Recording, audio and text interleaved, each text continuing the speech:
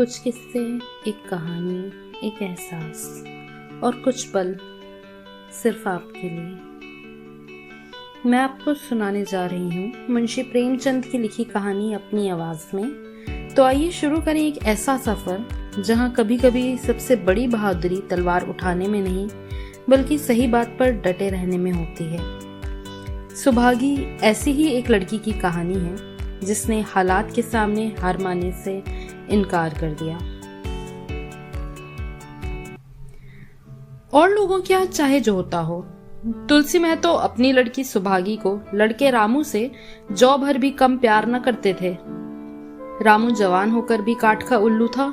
सुभागी 11 साल की बालिका होकर भी घर के काम में इतनी चतुर और खेतीबाड़ी के काम में इतनी निपुण थी कि उसकी माँ लक्ष्मी दिल में डरती रहती थी कि कहीं लड़की पर देवताओं की आंख न पड़े।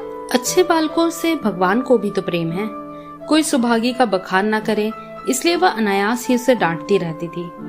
बखान से लड़के बिगड़ जाते हैं, ये भय तो ना था, भय था नजर का।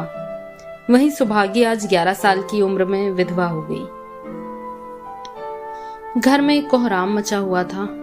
लक्ष्मी पछाड़े खाती थी, तुलसी सर पीटते थे। उन्हें रोते देखकर सुभागी भी रोती थी।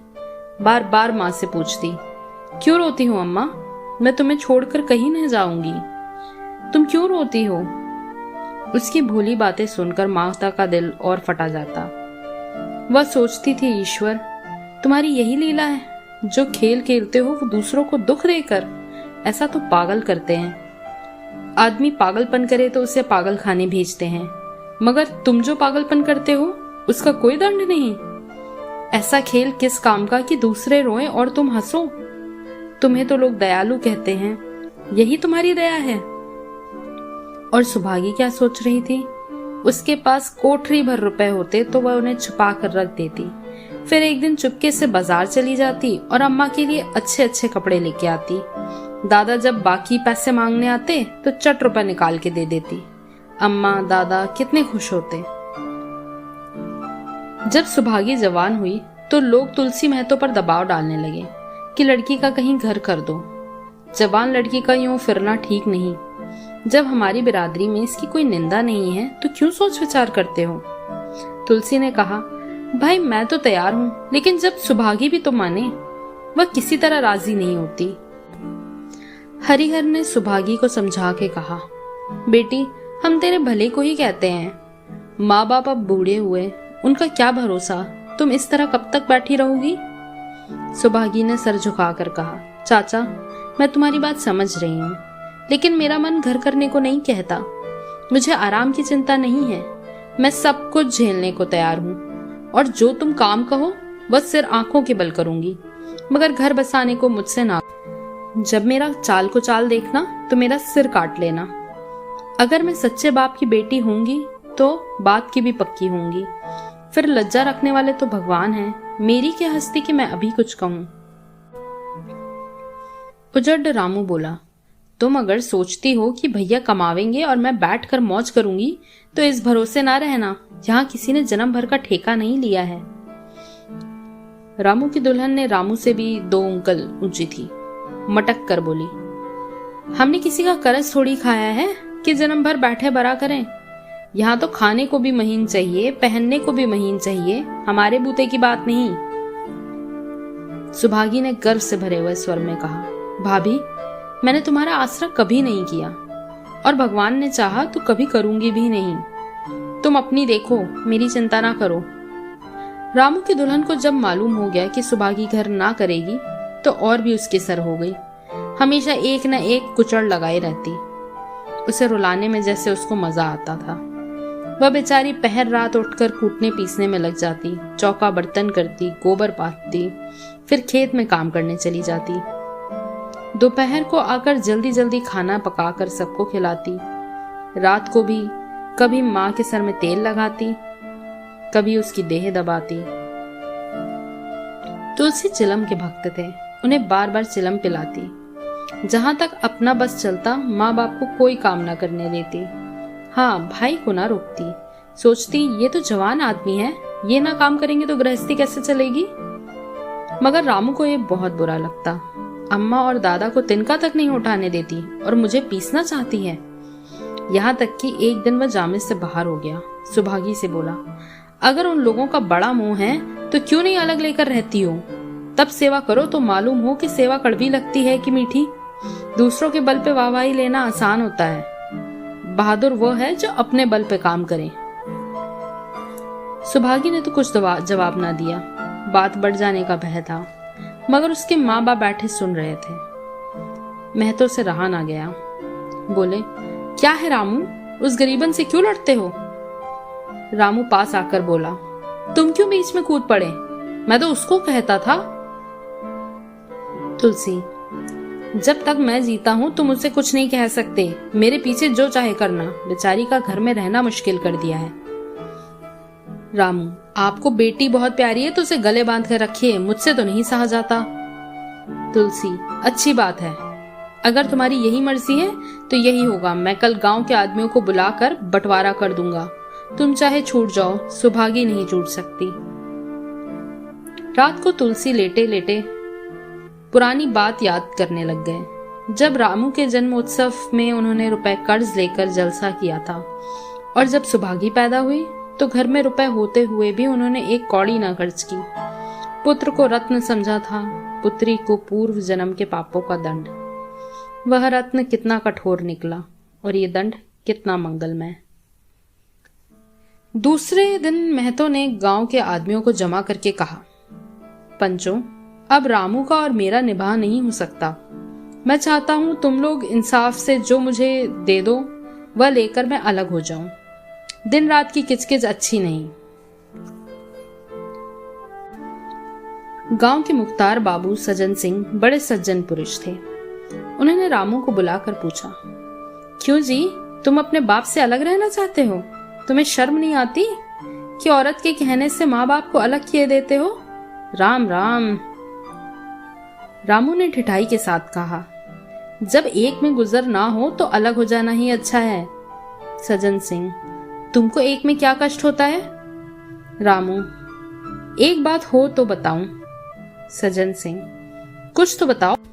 रामू, साहब, एक में मेरा इनके साथ निभाह ना होगा, बस मैं और कुछ नहीं जानता।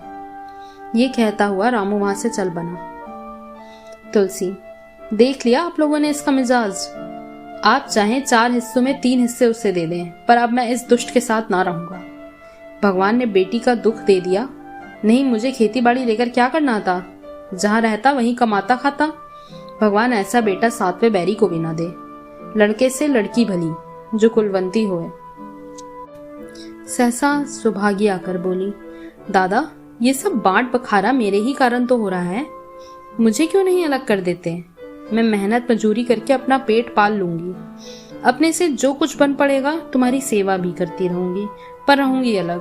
क्यों घर का 12 माठ होते देख मुझसे नहीं देखा जाता है। मैं अपने माथे में ये कलंक नहीं लेना चाहती। तुलसी ने कहा, बेटी, हम तुझे ना छोड़ेंगे, चाहे संसार छूट जाए। रामू का तो मैं मुंह नहीं देखना चाहता, उसके साथ रहना तो दूर रहा। रामू की दुल्हन बोली, तुम किसी का मुंह नहीं देखना चाहते तो हम भी तुम्हारी पूजा करने को व्याकुल नहीं हैं। माँ तो दांत पीसते हुए उठे और की बहू को मारे, मगर लोगों ने पकड़ लिया। बंटवारा होते ही महतो और लक्ष्मी को तो मानो पेंशन मिल गई। पहले तो दोनों सारे दिन सुभागी के मना करने पर भी कुछ न कुछ करते ही रहते थे, पर अब उन्हें पूरा विश्राम था। पहले दोनों दूध घी को तरसते थे। सुभागी ने कुछ रुपए बचाकर एक भैंस ले ली। बूढ़े आदमियों की जान तो उनका भोजन है, अच्छा भोजन न मिले तो किस आधार पर रहें? चौधरी ने बहुत विरोध किया, कहने लगे, घर का काम यूं ही क्या कम है कि तू नया झंझट पाल रही है? सुभागी ने उन्हें बहलाने के लिए कहा, दादा, दूध के बिना मुझे खाना अच्छा नहीं लगता। लक्ष्मी ने हंसकर कहा, बेटी, तू झूठ कब से बोलने लगी है? कभी दूध हाथ से तो छूती नहीं, खाने को कौन कहे? सारा दूध हम लोगों के पेट में ठूस देती है। गांव में जहां देखो सबके मुंह से सुभागी की तारीफ। लड़की नहीं देवी है, 2 मर्दों का भी काम करती है, उस पर माँ बाप की सेवा भी किए जाती है। सज्जन सिंह तो कहते ये उस जन्म की देवी है, मगर शायद महतो को ये सुख बहुत दिन तक भोगना ना लिखा था। 7-8 दिन से महतो को जोर का ज्वर चढ़ा हुआ था। देह पर कपड़े का तार भी नहीं रहने देते थे। लक्ष्मी पास बैठी रो रही थी। सुभागी पानी लिए खड़ी है। अभी एक क्षण पहले महतो ने पानी मांगा था, पर जब तक वह पानी लावे उनका जी डूब गया था और हाथ पांव ठंडे हो गए। सुभागी उनकी यह दशा देखते ही रामू के घर गई और बोली, भैया चलो देखो, आज दादा ना जाने कैसे हुए जाते हैं। 7 दिन से ज्वर नहीं उतरा। रामू ने चारपाई पर लेटे लेटे कहा, तो क्या मैं डॉक्टर हकीम हूँ कि देखने चलूं? जब तक अच्छे थे तब तक तो तुम उनके गले का हार बनी हुई थी। अब जब मरने लगे तो मुझे बुलाने आई हो। उसी वक्त उसकी दुल्हन अंदर से निकल आई और सुभागी से पूछा, दादा को क्या हुआ है दीदी? सुभागी के पहले रामू बोल उठा, हुआ क्या है, अभी कोई मरे थोड़ी जाते हैं। सुभागी ने फिर उससे कुछ ना कहा, सीधे सज्जन सिंह के पास गई। उसके जाने के बाद रामू हंसकर स्त्री से बोला, त्रिया चरित्र इसी को तो कहते हैं। स्त्री, इसमें त्रिया चरित्र की कौन सी बात है, चले क्यों नहीं जाते? मैं नहीं जाने का, जैसे उसे लेकर अलग हुए थे वैसे ही उसे अलग लेकर रहें, मर भी जाए तो भी ना जाऊं।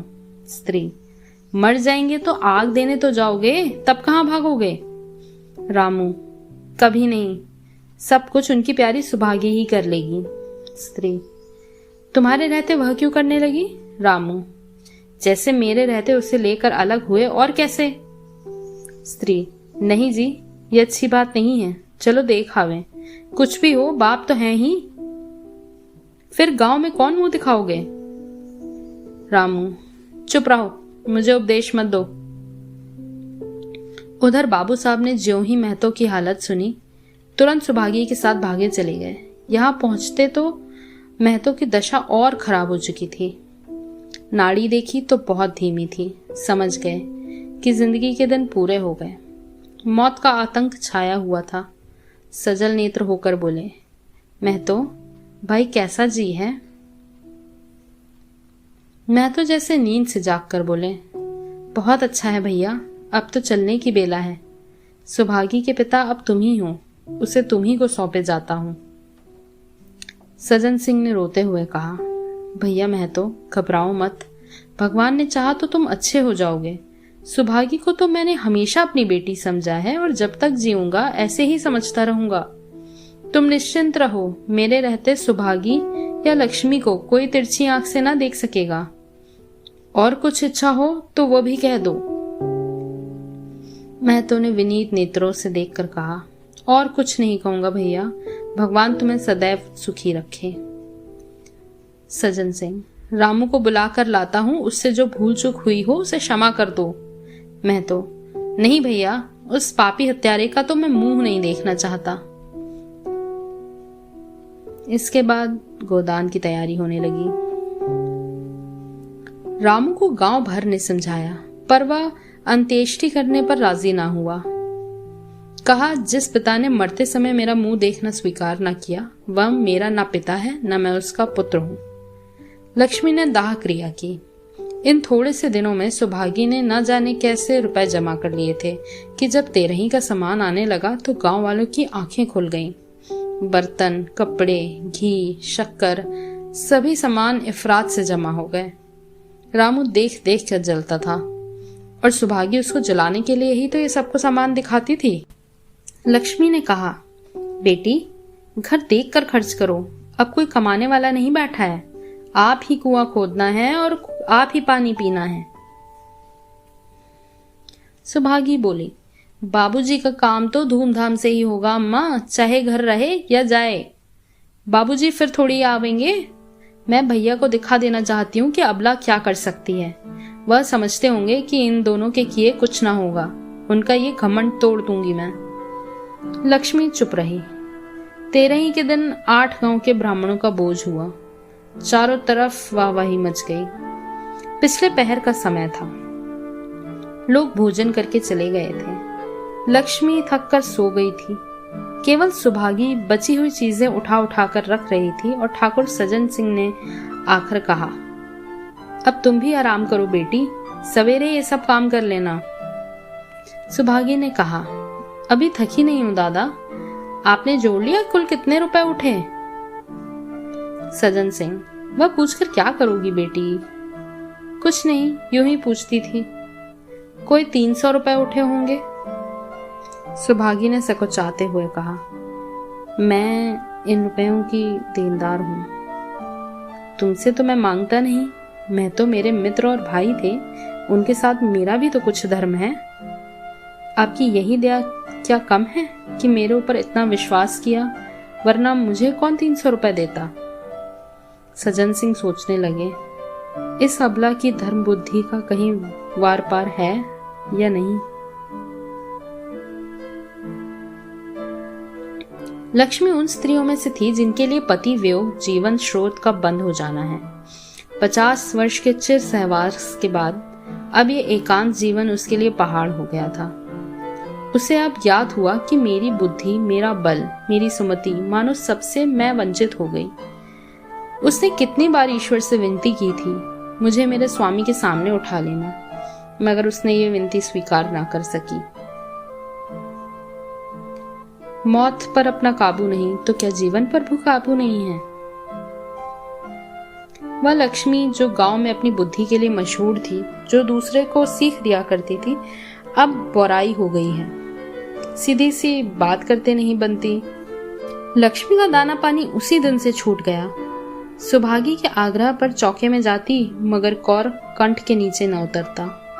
50 वर्ष हुए, एक दिन भी ऐसा ना हुआ कि पति के बिना खाए खुद खाया हो। अब उस नियम को कैसे तोड़े? आखिर उसे खांसी आने लगी। दुर्बलता ने जल्दी ही खाट पर डाल दिया। सुभागी अब क्या करें?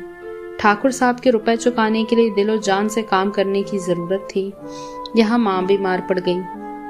अगर बाहर जाए तो माँ अकेली रहती है, उनके पास बैठे रहे तो बाहर का काम कौन करे? माँ की दशा देखकर सुभागी समझ गई कि इनका परवाना भी आ पहुंचा। महतो को भी तो यही ज्वर था। गांव में और किसे फुर्सत थी कि दौड़ धूप करता। सज्जन सिंह दोनों वक्त आते, लक्ष्मी को देखते, दवा पिलाते, सुभागी को समझाते और चले जाते, मगर लक्ष्मी की दशा बिगड़ती ही जाती थी। यहाँ तक कि 15वां दिन वह भी संसार से सिधार गई। अंतिम समय रामू आया और उसके पैर छूना चाहता था, पर लक्ष्मी ने उसे ऐसी झिड़की दी कि वह उसके समीप ना जा सका। सुभागी को उसने आशीर्वाद दिया, तुम्हारी जैसी बेटी पाकर मैं तर गई। मेरा क्रियाक्रम तुम ही करना बेटी। मेरी भगवान से यही अर्जी है कि उस जन्म में भी तुम मेरी कोख को पवित्र करो। माता का देहांत के बाद सुभागी के जीवन का केवल एक लक्ष्य रह गया था, सज्जन सिंह के रुपए चुकाना। 300 रुपए पिता के क्रियाक्रम में लगे थे, लगभग 200 रुपए माता के काम में लगे। 500 का ऋण था और उसके अकेली जान, मगर वह हिम्मत ना हारती थी। 3 साल तक सुभागी ने रात को रात और दिन को दिन न समझा। उसकी कार्य शक्ति और पौरुष देखकर लोग दांतों तले उंगली दबाते थे। दिन भर खेती बाड़ी का काम करने के बाद रात को 4-4 पसेरी आटा पीस डालती वह। 30वें दिन 15 रुपए लेकर सज्जन सिंह के पास पहुंच जाती। इसमें कभी नागा ना पड़ता था। यह मानो प्रकृति का अटल नियम था। अब चारों ओर उसकी सगाई के पैगाम आने लगे। सभी उसके लिए मुंह फैलाए हुए थे। जिसके घर सुभागी जाएगी उसके भाग्य फिर जाएंगे, सुभागी यही जवाब देती। अभी वह दिन नहीं आया। जिस दिन सुभागी ने आखिरी किश्त चुकाई, उस दिन उसकी खुशी का ठिकाना ना था। आज उसके जीवन का कठोर व्रत पूरा हो गया। वह चलने लगी तो सज्जन सिंह ने कहा, बेटी तुमसे मेरी एक प्रार्थना है। कहो तो कहूं, कहो तो ना कहूं, मगर वचन दो कि मानोगी। सुभागी ने कृतज्ञ भाव से कहा, दादा आपकी बात ना मानूंगी तो किसकी बात मानूंगी? मेरा तो रोया रोया आपका गुलाम है। सज्जन सिंह, अगर तुम्हारे मन में यह भाव है तो मैं ना कहूंगा। मैंने अब तक तुमसे इसलिए नहीं कहा कि तुम अपने को मेरा देनदार समझ रही थी। अब रुपए चुक गए, मेरा तुम्हारे ऊपर कोई एहसान नहीं है, रत्ती भर भी नहीं है। बोलो, कहूं? आपकी जो आज्ञा हो। सज्जन सिंह, देखो इनकार ना करना, नहीं मैं फिर तुम्हें अपना मुंह कभी ना दिखाऊंगा। सुभागी, क्या आज्ञा है? सज्जन सिंह, मेरी इच्छा है कि तुम मेरी बहू बनकर मेरे घर को पवित्र करो। मैं जात पात का कायल हूं, मगर तुमने मेरे सारे बंधन तोड़ दिए। मेरा लड़का तुम्हारे नाम का पुजारी है। तुमने उसे बारहा देखा है। बोलो, मंजूर करती हो? सुभागी, दादा, इतना सम्मान पाकर पागल हो जाऊंगी मैं। सज्जन सिंह, तुम्हारा सम्मान भगवान कर रहे हैं बेटी। तुम साक्षात भगवती का अवतार हो। सुभागी, मैं तो आपको अपने पिता ही समझती हूँ। आप जो कुछ करेंगे मेरे भले के लिए ही करेंगे। आपके हुक्म को मैं कैसे इनकार कर सकती? सज्जन सिंह ने उसके माथे पर हाथ रखकर कहा, बेटी, तुम्हारा सुहाग अमर हो। तुमने मेरी बात रख ली। मुझसे भाग्यशाली संसार में और कौन होगा? बस इतनी सी थी ये कहानी।